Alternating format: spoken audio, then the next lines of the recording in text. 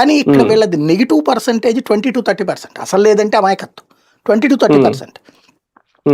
70% పాజిటివ్తో నడుస్తుంది మోడీ సర్కార్. ఓకే. ఎందుకంటే అడ్మినిస్ట్రీరియల్ రిఫార్మ్స్ అద్భుతం చేస్తున్నారు. కాదు అనడానికి ఏం లేదు అక్కడ. బేసిక్ స్పీడ్ ఆఫ్ వర్క్ అన్నటువంటిది అద్భుతంగా జరుగుతుంది. మన కళ్ళెదురుగుండా రోడ్డు కనబడుతున్నాయి, మన కళ్ళెదురుగుండా ఫ్లైఓవర్లు కనబడుతున్నాయి, మన కళ్ళెదురుగుండా మార్పులు కనబడుతున్నాయి. సార్ అది దేశం అంతా ఉండడం వేరు, మన తెలుగు రాష్ట్రాల్లో ఉండడం వేరు. అదే నేను అంటోంది. అది దేశవ్యాప్తంగా జరుగుతున్న ఇంపాక్ట్ మనం కూడా అనుభవిస్తున్నాం ఆ ప్రయోజనం.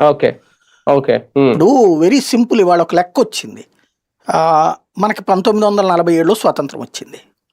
2014 వరకు మన దేశంలో పెట్రోల్ బంకులు 51,000. ఓకే. ఈ 11 ఏళ్లలో 50,000 ఎక్స్ట్రా వచ్చినాయి.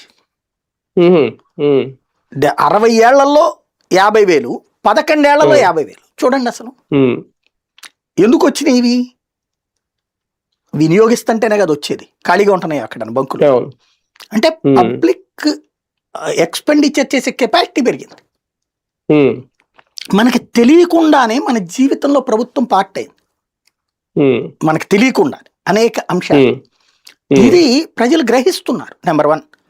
రెండవది, అంతర్జాతీయ పరిణామాలు కూడా మార్పుకు కారణం అవుతున్నాయి. అంతర్జాతీయ పరిణామాలు ఏం జరుగుతున్నాయి అంటే